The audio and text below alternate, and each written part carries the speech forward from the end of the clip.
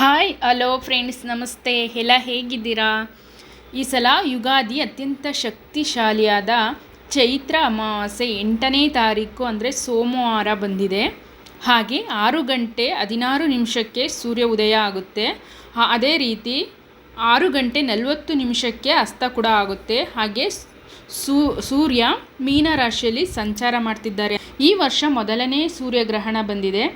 ಈ ಹಿಂದೆ ನಾನು ಚಂದ್ರಗ್ರಹಣದ ಬಗ್ಗೆ ತಿಳಿಸ್ಕೊಟ್ಟಿದ್ದೆ. ಅದೇ ರೀತಿ ಸೂರ್ಯಗ್ರಹಣ ಕೂಡ ಬಂದಿದೆ. ಇದು ಏಪ್ರಿಲ್ 8 ರಾತ್ರಿ 9:12 ಗ್ರಹಣ ಶುರುವಾಗುತ್ತೆ. ಮಧ್ಯರಾತ್ರಿ 2:30 ಇರುತ್ತೆ ಗ್ರಹಣ. ಆದರೆ ಇದು ಭಾರತಕ್ಕೆ ಅನ್ವಯ ಆಗೋದಿಲ್ಲ. ನಮ್ಮ ದೇಶದಲ್ಲಿ ಸೂರ್ಯ ಅಸ್ತ ಆಗಿ ಹೋಗಿರುತ್ತೆ ಅಲ್ವಾ, ಹಾಗಾಗಿ ನಮಗೆ ಗ್ರಹಣ ಸಂಭವಿಸೋದಿಲ್ಲ. ಈ ಗ್ರಹಣ ಅಮೇರಿಕಾ, ಇಂಗ್ಲೆಂಡ್, ಮೆಕ್ಸಿಕೋ, ಕೆನಡಾ, ಐರ್ಲ್ಯಾಂಡ್ನಲ್ಲಿ ಸಂಭವಿಸ್ತಾ ಇದೆ. ಹಾಗಾಗಿ ಗ್ರಹಣದ ಬಗ್ಗೆ ನಾವು ಯಾರೂ ಹೆದರುವಂತಿಲ್ಲ.